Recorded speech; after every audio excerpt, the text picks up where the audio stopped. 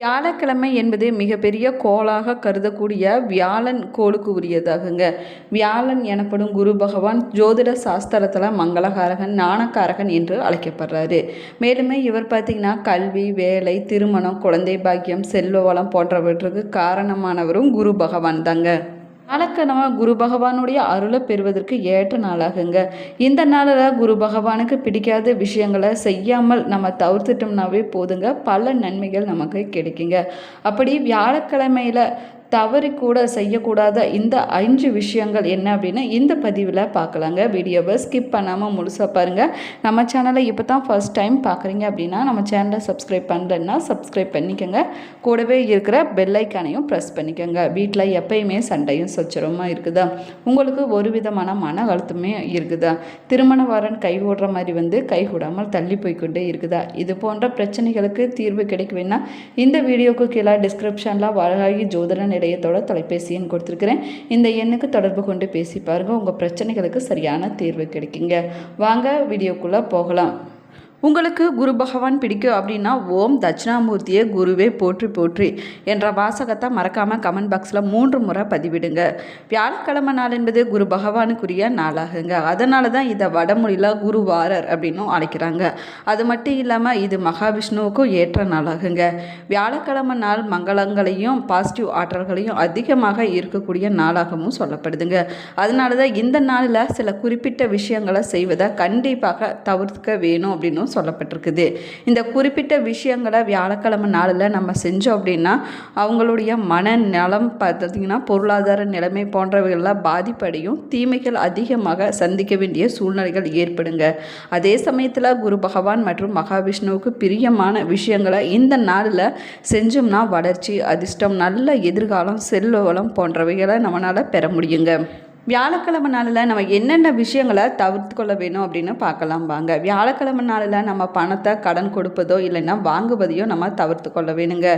ஏன் அப்படின்னு கேட்டிங்கன்னா இப்படி நம்ம செய்வதனால பொருளாதாரத்தில் ஒரு வீழ்ச்சியை நம்மளால் பார்க்க முடியுங்க.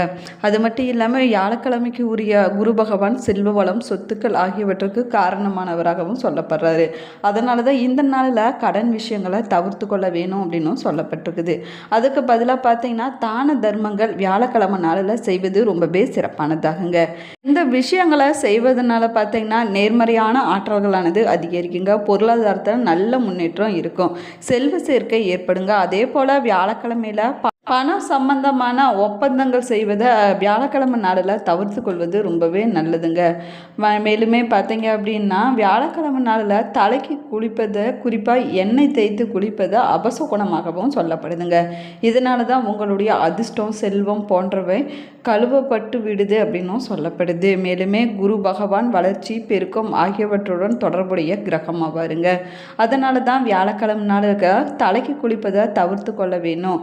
அதே போல் பார்த்திங்கன்னா குளித்து விட்டு சுத்தமாக இருந்து இறை வழிபாட்டில் ஈடுபடுவது ரொம்பவே நல்லதுங்க. இப்படி நம்ம செய்வதனால நேர்மறையான விஷயங்களை கொண்டு சேர்க்கும் அப்படின்னு சொல்லப்படுது. வியாழக்கிழமை நாளில் குளிப்பதற்கு சோப்பை பயன்படுத்தும் போது உங்களுடைய அறாவில் இருக்கக்கூடிய இயற்கையான ஆற்றல்களானது நீங்கி விடுங்க. குரு பகவான் இயற்கையான விஷயங்கள் மற்றும் நாணத்தை வழங்கக்கூடியவர் ஆவாருங்க. இதனால தான் வியாழக்கிழமை நாளில் சோப்பை பயன்படுத்துவதை தவிர்த்து இயற்கையான மூலிகைகளை பயன்படுத்தி நம்ம குளிக்க வேணும் அப்படின்னு சொல்லப்படுதுங்க. உதாரணத்துக்கு பார்த்திங்கன்னா மூலிகை பொடிகள் போன்றவற்றை பயன்படுத்தலாங்க. இந்த எளிமையான வழி குரு பகவானுடைய ஆற்றலை ஈர்க்கக்கூடிய தன்மை கொண்டதாகுங்க. அது மட்டும் இல்லாமல் பாசிட்டிவான எனர்ஜிகளை ஈர்க்க செய்யுங்க. வியாழக்கிழமை நாளில் நகம் இல்லைன்னா முடி வெட்டதை தவிர்த்து கொள்வது ரொம்பவே நல்லதுங்க. இது உங்களுடைய உடலில் இருக்கக்கூடிய இயற்கையான எனர்ஜியை பாதிக்குமாங்க. இதனால தான் வியாழக்கிழமை நாளில் தவிர மற்ற நாட்களில் நகம் வெட்டலாங்க, முடி வெட்டலாங்க. வியாழக்கிழமையில் நம்முடைய உடலில் இருக்கக்கூடிய அறாவில் இருக்கக்கூடிய இயற்கையான ஆற்றல்கள் பார்த்திங்கன்னா பயன்படுத்துவதற்கான நாளாகுங்க. இந்த நாளில் குரு பகவானுக்கு விருப்பமான காரியங்களை செய்வது நமக்கு நன்மையை அதிகரிக்க செய்யுங்க. அதே போல் வியாழக்கிழமை நாளில் மற்றவங்களோட சண்டை போடுவது, கோபப்படுவது, வீண் வாக்குவாதங்களில் ஈடுபடுவதை தவிர்த்து கொள்ள வேணுங்க. அது மட்டும் இல்லாமல் தீய சொற்களை பயன்படுத்துவதையும் தவிர்த்து கொள்ள வேணுங்க. இதனால் எதிர்மறையான ஆற்றல்களானது உங்களை சுற்றி உருவாகிவிடும் அப்படின்னும் சொல்லப்படுதுங்க. மேலுமே குரு பகவான் நாணம், அமைதி, தியானம், மனத்தெளிவு ஆகியவற்றுக்குரிய கிரகம் ஆவாருங்க. அதனால தான் அவருக்குரிய நாளில் அமைதி, ஒற்றுமை, உறவுகளை அனுசரித்து செல்வது போன்றவற்றை நம்ம செய்வது ரொம்பவே நல்லதுங்க.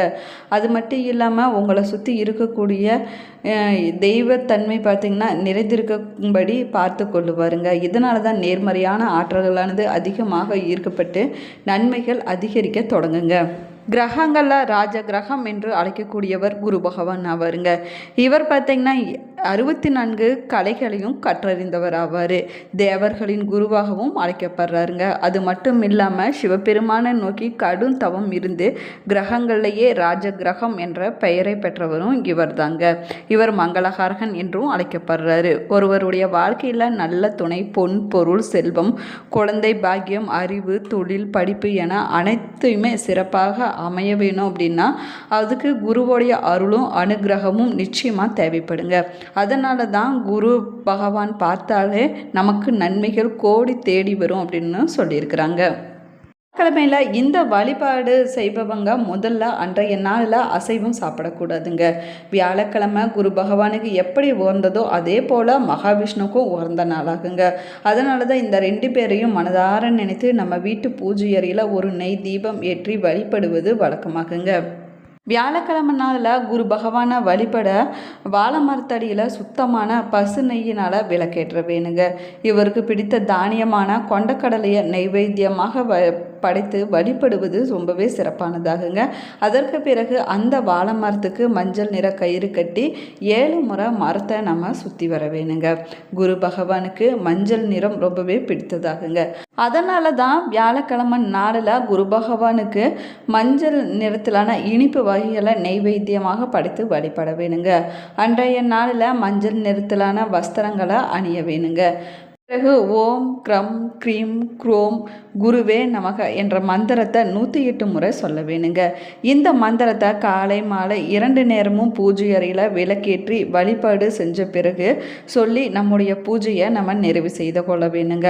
அன்றைய நாளில் வீட்டில் சமைத்த உணவை சாப்பிடுவது ரொம்பவே நல்லதாகுங்க. அது மட்டும் இல்லாமல் அன்றைய நாளில் வயதான அந்தணர்களுக்கு இல்லைன்னா பெரியவங்களுக்கு நம்ம அன்னதானம் கொடுப்பது ரொம்பவே சிறப்பானதாகுங்க. அதே போல் உங்களால் முடிஞ்சிச்சுன்னா வியாழக்கிழமை நாளில் வயதானவங்களுக்கு மஞ்சள் நிறத்திலான ஆடையை நீங்கள் தானமாக கொடுக்கலாங்க. அது குரு பகவானுடைய அருளை பரிபூரணமாக பெற்றுக் கொடுக்குங்க. அது மட்டும் இல்லாமல் மகாவிஷ்ணுவனுடைய அருளும் கிடைக்குங்க. பகவானுடைய அருளை பெற வேணும் அப்படின்னா வியாழக்கிழமை நாளில் முழு பக்தியோடு வழிபட்டோம்னா குருவருள் மட்டும் இல்லைங்க, திருவருளும் கிடைக்கும். குருவினுடைய அருளை பெறுவதற்கு ஒவ்வொரு வியாழக்கிழமையும் குரு பகவானை மட்டும் இல்லாமல் மகாவிஷ்ணுவையும் நம்ம வழிபட வேணுங்க. அதே போல் நம்முடைய வீட்டில் மகாவிஷ்ணுவோடைய படம் இல்லைன்னா சிலை ஏதாவது இருந்துச்சுன்னா அதை எடுத்து நம்ம சுத்தம் செய்து வியாழக்கிழமை நாளில் விளக்கேற்றி பிரகஸ்பதி என்று அழைக்கக்கூடிய குருவின் கதையை படிக்க வேணுங்க. அவருக்குரிய மந்திரங்களை சொல்லியும் நெய்வேத்தியங்களும் படைத்து நம்ம வழிபட வேணும்.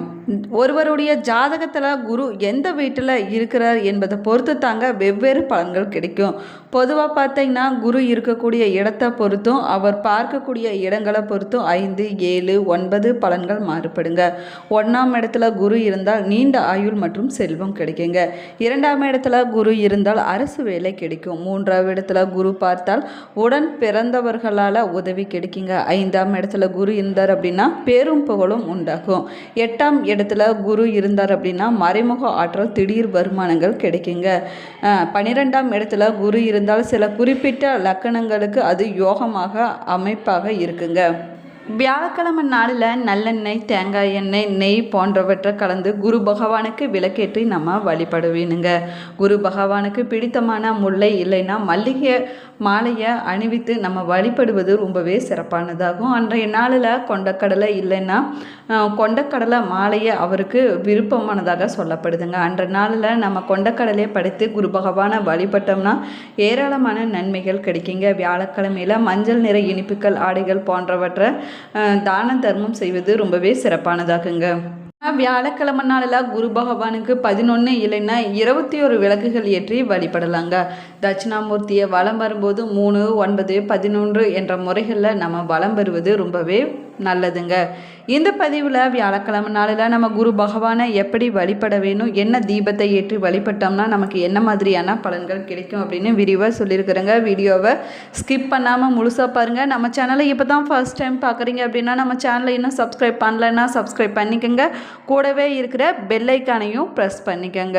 உங்களுடைய குருவோடைய பெயரையும் மறக்காமல் கமெண்ட் பாக்ஸில் கமெண்ட் பண்ணுங்கள். Thank you friends.